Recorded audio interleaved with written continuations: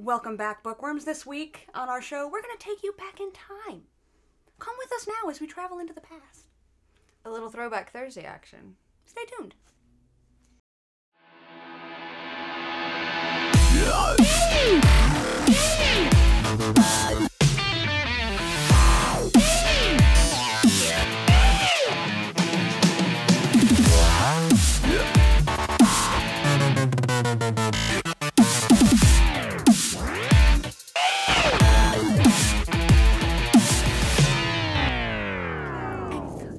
There we go, and then we're going to do Litwit. You want to start it? Mm-hmm. Start it. Okay. Hey bookworms, this week on Litwits, we're going to talk about Reading Rainbow. It's been all in the news. You've heard about it by now, right? I who never get on the computer machine have actually heard about it, and I've been following a little bit, and I'm super excited. I am actually really impressed that you've gotten into this little digital age. I looked up stuff on the YouTube and everything. So you know that it's a Kickstarter program. Yes. Or a Kickstarter campaign.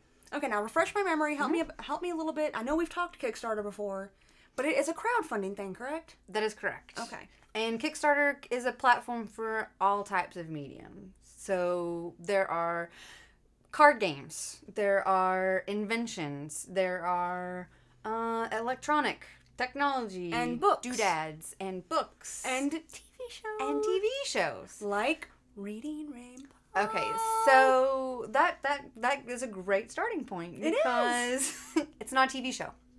It was on TV. It was a TV show. But what we're funding is not a TV show.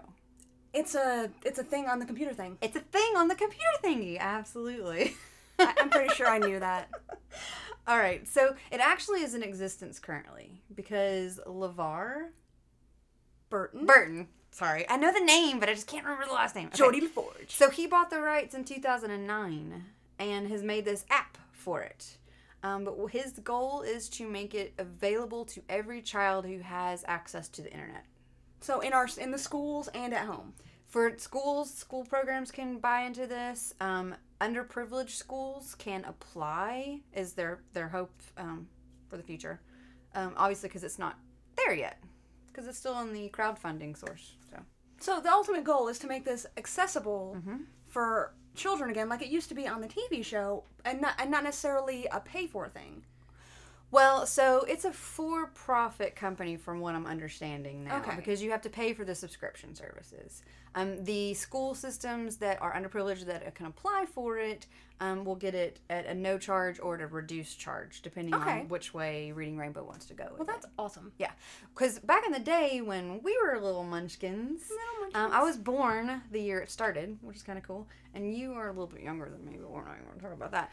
So I kind of just gave my age away. But that's okay, bookworms. We all age gracefully in the bookworm realm. Well, Bookworm realm. Yeah, because I can be as young as I want to be. I just pick up a book.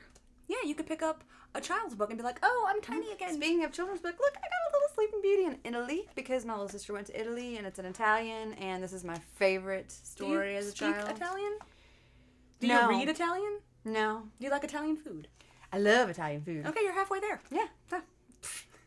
But the reason that I bring that up is because the original Reading Rainbow was on PBS, and it was a let's love reading. You already know how to read, but let's foster that love and care for books. And I remember and the library system. I remember being little on the shag carpet in the living room. What color was your shag carpet? It was like this burnt orange color. Nice. Oh, so ours horrible. Was chocolate brown shag. Okay. But you know what I'm saying? Like you're sitting the cross-legged thing in front of the TV and you're watching, and that you hear those first little bars of that song come on. How does it go? You know how it goes. No, we were just singing this Butterfly before. in the sky. I can go twice as high. Take a look. Well, we're gonna. It's in a book, a Reading Rainbow. Okay, we'll stop now. We're sorry. We are a little excited that this is coming back. Just a little bit excited. We got really, really pumped. As grown women, we're like, oh my god, Reading Rainbow. Like, I will have to probably get a hold of this. So what I've done is, since the announcement, I've gone on YouTube, because it's a wonderful place. We're on YouTube. I mean, come on. Of course We are on the YouTube. Yeah, you should go to thatstupidpodcast.com and subscribe on YouTube, by the way. Just throwing that out there. But my favorite episode is the Kermit the Frog in the library. I think I remember that. Oh, it was so cute. LeVar goes to the library to look for animals. Let's research animals, kids, at the local library. And guess who's in the piggy section? Kermit the Frog. Why would he be in the piggy section? Because he likes pigs. He likes pigs. Why does he like pigs? Because he's dating that one. Well, the blonde over bossy chick? At this point, they were kind of on the down low. Okay, because I'm pretty sure like they're common law married at this point. Pretty much, I would think so. But the best line out of the entire episode, and probably Reading Rainbow, period, is LeVar looks at Kermit and says, "All right, Kermit, let's put all our library cards on the table." Yeah, I got really giggly and said, "I gotta tell Casey." So. I find that humorous. But I'm really excited about Reading Rainbow. We've talked a little bit about what it means to us. What it means to us as, kids who grew up in that era, watching it. So have you donated yet? I have not. Alas, I am poor at bookworms. However, I'm going to find it within my really, really tight, miserly purse strings to donate something to the cause. So if you donate $5, I think it's $5, they send out a tweet to you. I have a tweet thing. You have a tweet thing. They could tweet me. So you all should at least, at the bare minimum, donate $5. I mean, $5, give a little child a book. That's essentially kind of what you're doing, is you're buying them a little book and giving it to them. And you get a tweet. From Reading Rainbow. Like, will it be like, "Hello, we are Reading Rainbow"? It'll be at Slayerstick. We love you. Reading Rainbow.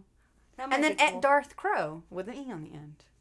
Because you're Rainbow. Darth Crow. I'm Darth Crow. And I'm Slayerstick on the tweeter machine.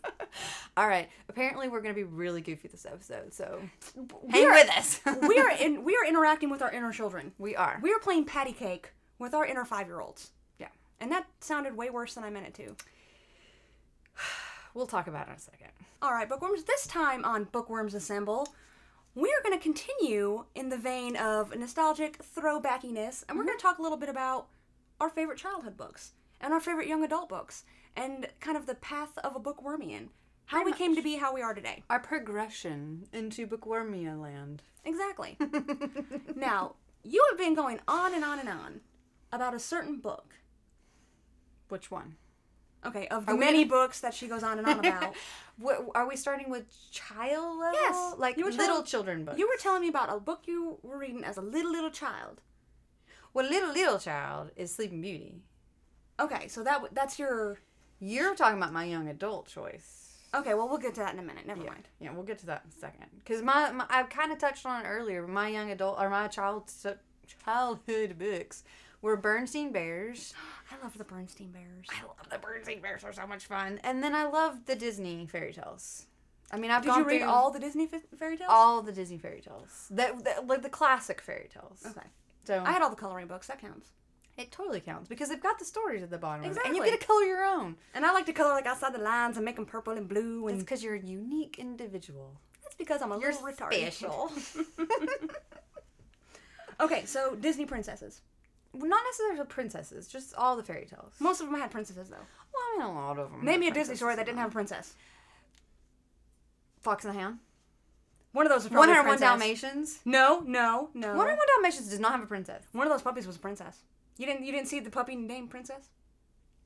No, I think you were stretching because you do not like to be wrong. Sword in the Stone? Oh, shoot. There's a princess in that. There's a prince, which is even the same thing. There's a member of royalty in there somewhere. All right. I can come up with another one later. Okay, well, I came up with two. Okay. It totally counts. Okay. Pinocchio. A fairy does not count as a princess. She could be a fairy princess. But she's not a fairy princess. How do you know? She does not have a crown. How do you know? Because I saw her. Maybe she wasn't wearing it at the time. She's called the Blue Fairy. She's not called the Blue Fairy Princess. Well, that doesn't mean she doesn't have another title that she doesn't like to use because she's humble like that. Time. Because we're just going to go off. Okay. What's your children's book? Okay. You were telling me about something really cool that I've not heard of. And a lot of people have it, and that saddens my little heart. There was an entire series of books written... Because you're a northern folk. Yes, us damn Yankees. We have strange ways that are foreign. Pretty much. But no, there was an entire... Shut up. There was an entire series of books that my mother actually used to read to me as a child, and they were called the Serendipity books. Okay.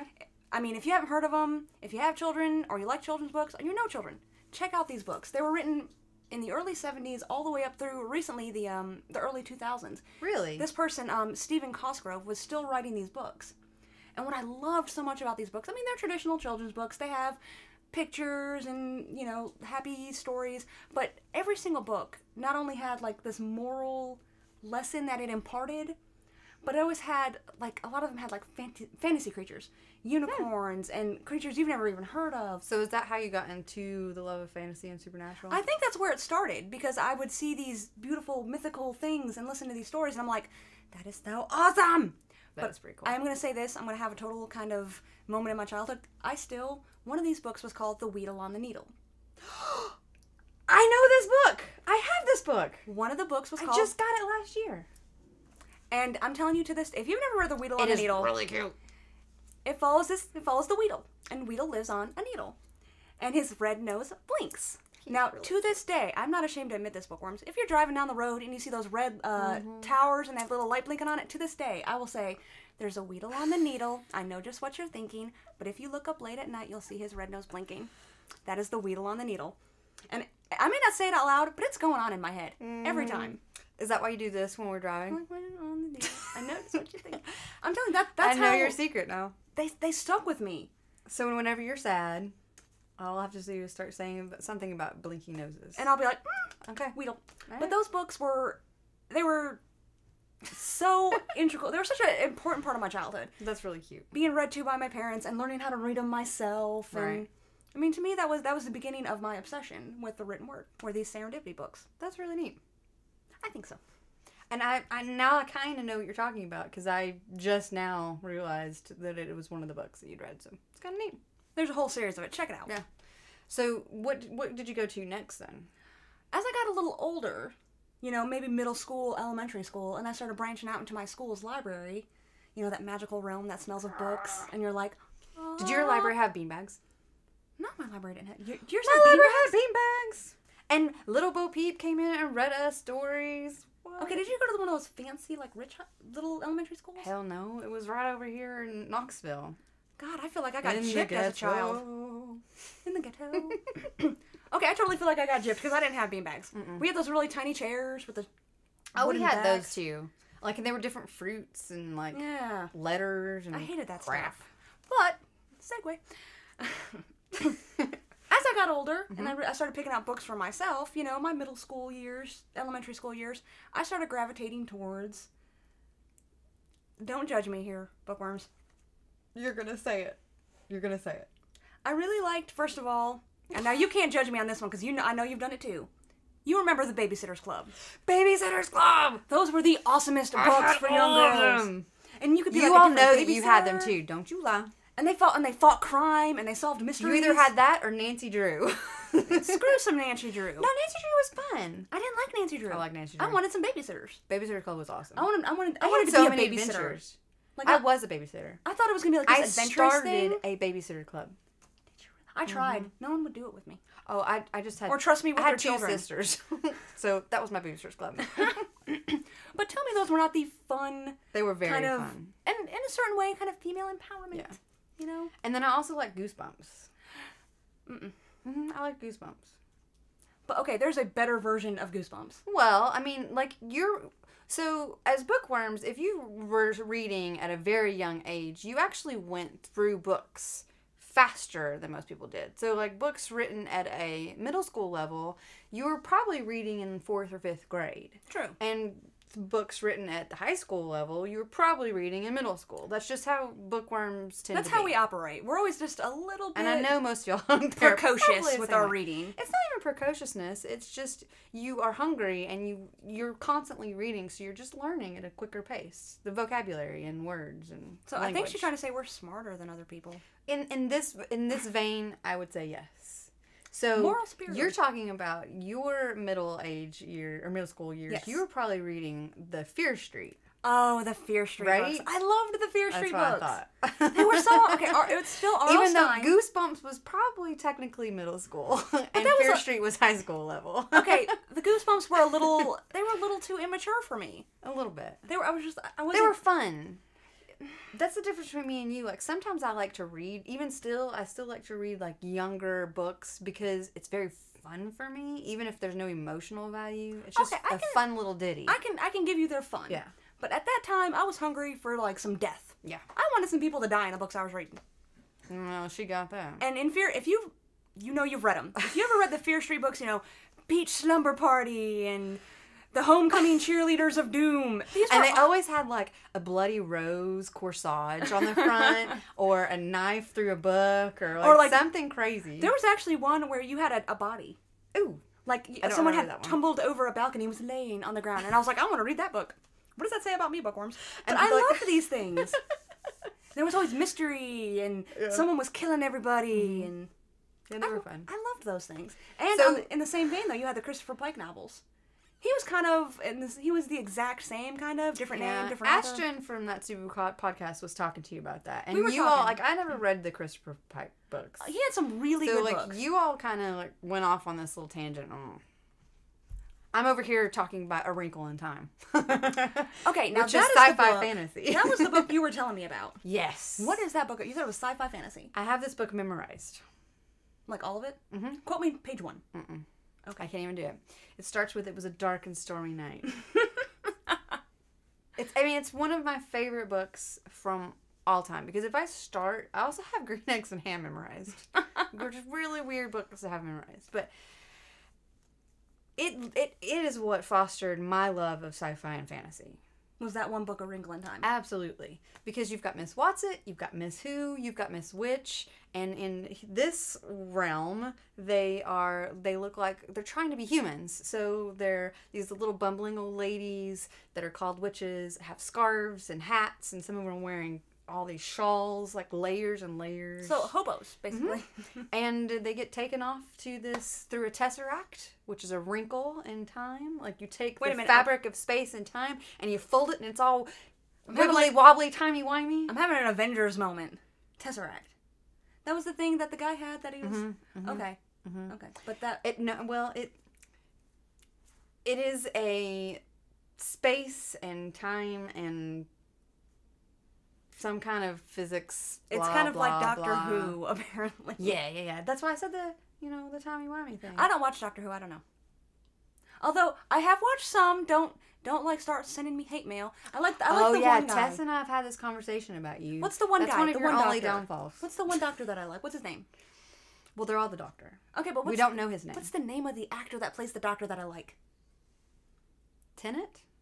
David Tennant? The middle one? No, the other one. Matt Smith. Matt Smith, the most recent one? I like him. You like Matt Smith? I like Matt Smith. Really? I've seen episodes with him, and I like him. I'm a little surprised. Yeah, I like him. I think he's cool. Very cool. I would hang out with that doctor. I would go on adventures through space and time with that doctor. So you want to be a companion? You've been hooked. With that doctor, anything's Everybody possible. has their first doctor. Matt Smith is my first doctor, but we digress. We have digressed. But, kind of. This is, the Wrinkle in Time is why I love Doctor Who and Star Trek and Star Wars. It fostered this love of travel in space and all the possibilities that are out there. It's a really good book. You have to read it. That's what books look do at for how us. Look at how awesome this book looks. That book's like 2 inches thick. Well, it's because it's teeny It's a little book. But look at the cool ass cover. Cool, fast All right. cover. Ass. I said ass. Okay. All right. So anyway. All right. Which kind of leads me to my adult and young adult is still going to be Alice's Adventures in Wonderland and Through the Looking Glass. And I think we share a love of this. Maybe not the book, but the stories. I have, unfortunately, I've never actually sat down and... Which is blasphemy for a bookworm. But I do know the stories. And I've seen the Disney thing, which was okay, but I've also seen, as I was telling you, the live action Through the Looking Glass, which was... I haven't seen that. Fantastic. Terrified me as a child. You guys know what I'm talking about. Twas brilliant in the slithy toes. Scary Jabberwocky scene. You know what I'm talking about. Scary. So is that your favorite Alice rendition then? Because this is Bookworms Assemble. So we did kind of want to bring this back to how it crosses over. There have been a lot of adaptations, and we're not even going to mention the Tim Burton monstrosity. Am I the only person in the world that loves this movie?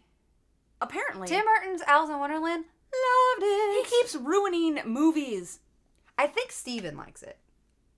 Rev from That Stupid Podcast. I'm Yeah. not surprised. I think he likes That is it. so like him. Well, Ashton doesn't like it, so Well, good. you all team up, and Me- me and Steven will team up, and That was a fight ya. monstrosity.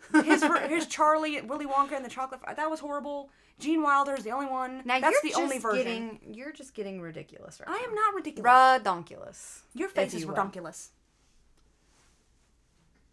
I'm sorry. I spoke in anger. Oh hell no! That we get fired up here. You guys do. know this. I don't know. I really kind of like the Disney's animation for Alice in Wonderland. The little caterpillar with his hookah. Okay. He's so much fun. That probably had the best Cheshire Cat Yeah. of any version I I've ever really seen. do like that Cheshire Cat. Every other Cheshire Cat. So they've Once Upon a Time has done a spin-off series of Alice in Wonderland. I've seen What that. is it called?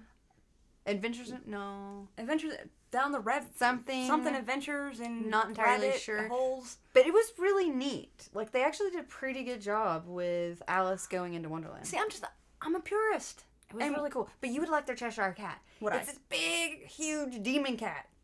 I like big And human he's things. wicked looking. I like wicked things. I know you do. And I think you might actually like that Cheshire Cat.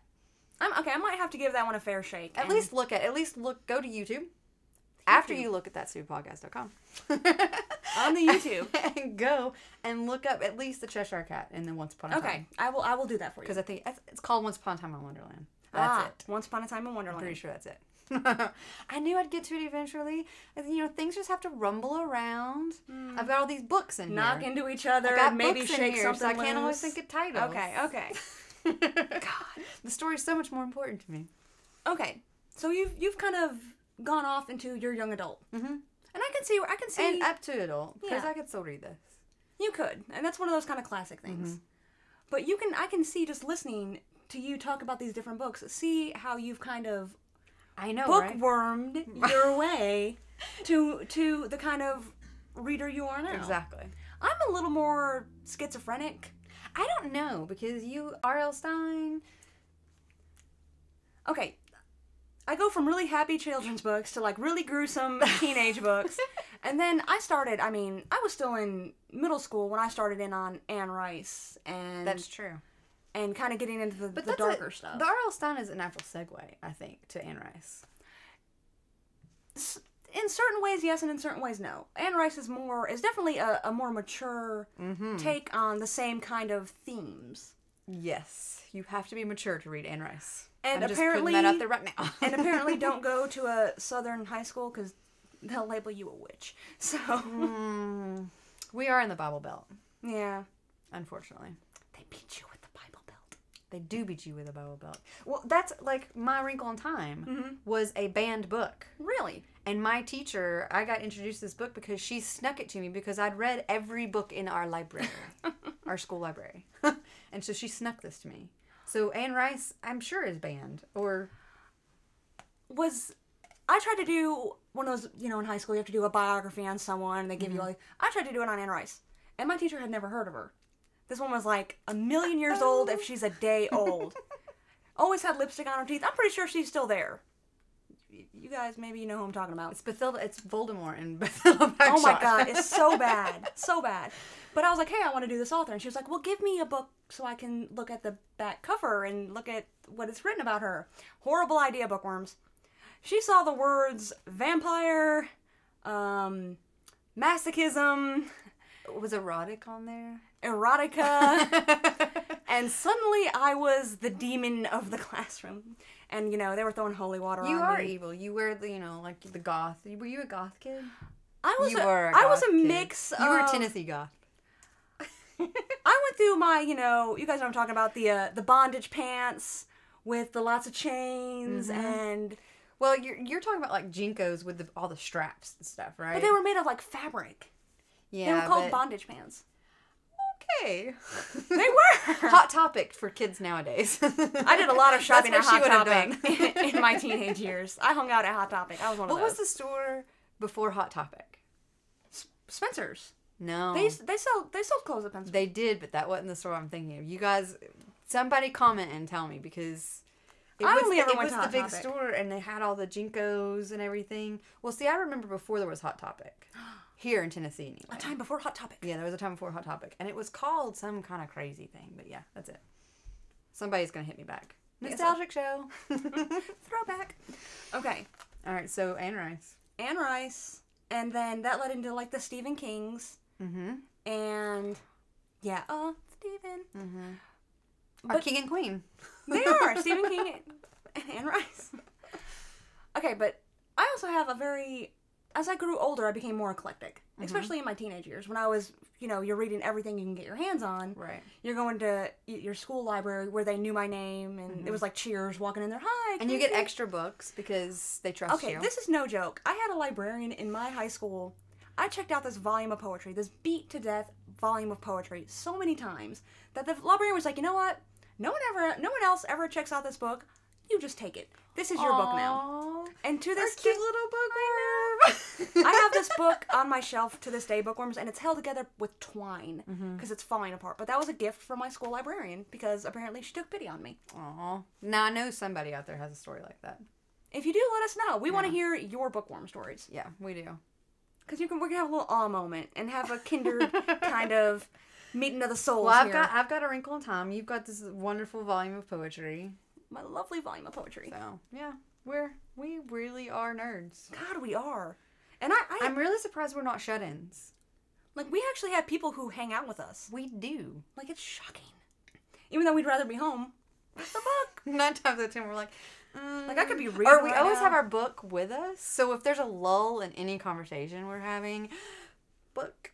You've heard the stories of And the they're like, hobo bag. "Really? Are you serious? You're reading right Oh, I'll do it at work. I'll do it in the grocery store line, now?" Bookworms do it everywhere. Pause for dramatic effect. Are we back to our book snake conversation? We don't want to talk about the book snake. We need an Quit adult. trying to make fetch happen. It's not going to happen. It'll happen. I'll You make can't it sit happen. with us. You know what, though? I've made you into a tech freak. Well, Nuh-uh. not freak, but definitely tech. She is playing apps. She is playing mobile games. She is reading books on her phone. I know. Ah! Thank you. I'm so proud. Our little girl's growing up. Like Mama Bear. Yeah. Oh, shut up. All right, so do you have anything else for Bookworms Assemble? Were you done talking about the Queen? Well, I'm never done talking. I could continue to talk. We could always talk about the Queen. Well, everyone loves the Queen. We do love the Queen. Well, we'll think of some more things to say about her, because I'm sure we're going to have a whole show dedicated to her in October. Y'all definitely want to hear what about happens Anne in Rice, October? right? Whitney, what happens in October? We're going to say this 1,000 more times, but I don't care. We may have new viewers. Those of you just tuning in, this October, the Queen herself, Anne Rice, is finally releasing a new Vampire Chronicles book. What is it called, Whitney? Prince Lestat? Prince Lestat. Yeah. The Brat Prince is coming back, and we are super excited. We are really excited. If you don't even know what we're talking about, if you've never read Anne Rice, first of all, get out from under the rock. And second of all, go buy these books. And follow her on Facebook as well as us. But follow her on Facebook. But mostly because us. She's got some really awesome stories. She writes it and her intern writes it. And our assistant, not an intern, I apologize. But they've got some really good stories, and they talk about, there's a lot of Anne Rice discussion. It's really neat. So if you're you super gotta check it out. fangirl, Yeah. check it out. Yeah. So And obsess over it. And all right. check it. So I guess that's it for Bookworms Assemble. I think we've covered everything. Basically, go read books. Pretty much. Read books to your children. And we want to end our show with a moment of silence for Dr. Maya Angelou. We've lost a great poet and activist and empowering woman, really. She was. For those of you who maybe aren't you don't know anything more than what you were kind of taught in school. You know, I Know Why the Cage Bird Sings and all this stuff. If you've never gotten to know the woman, really incredible woman, really incredible life. Yeah, she was at some point a stripper who has overturned her life, like in a young age, and turned her life around and become this huge influence on so many people as an advocate of peace and power. I mean, it's just, she's fantastic. And not to mention an incredibly talented writer and poet. So we just wanted to take a moment. I'm sure you guys know, you've seen everything by now that's everywhere. We just want to take a moment to appreciate and to kind of mourn the passing of someone I'm sure we've all had some kind of interaction with. Absolutely. So we're going to take that moment now.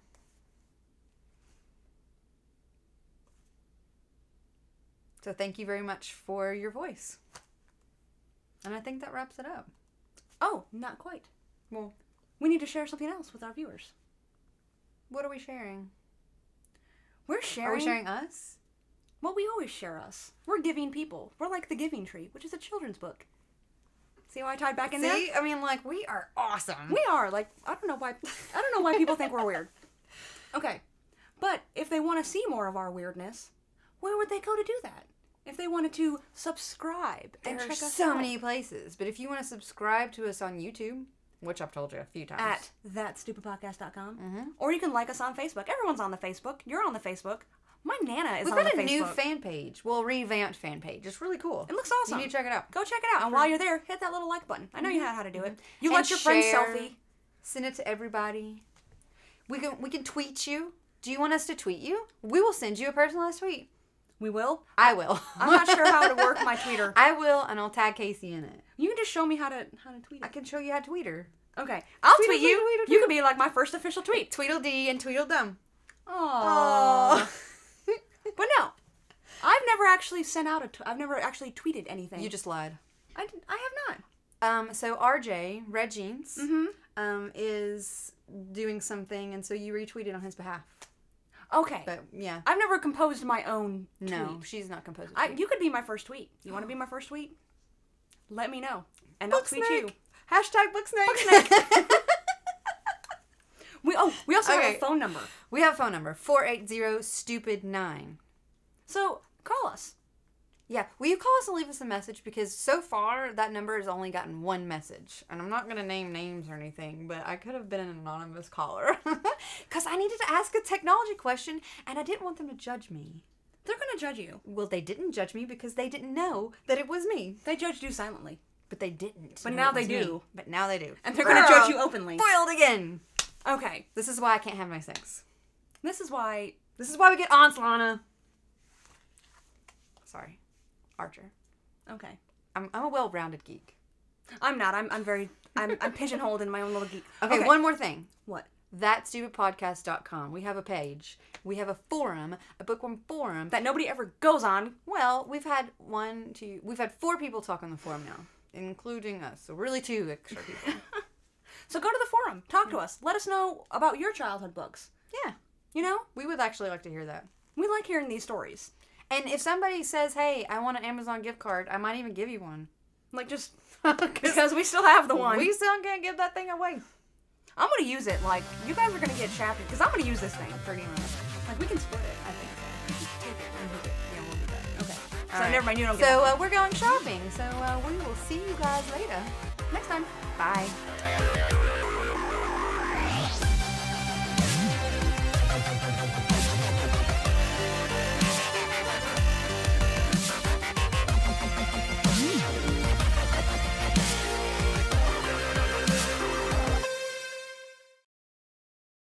Okay, would you know what a dongle is? If you just heard the word dongle. Right? Like, I'm thinking, like, dingleberry. Right. Dongle. Like, is that what you call it? Is that the other name for your book snake? No, Nice. really, it's dongle.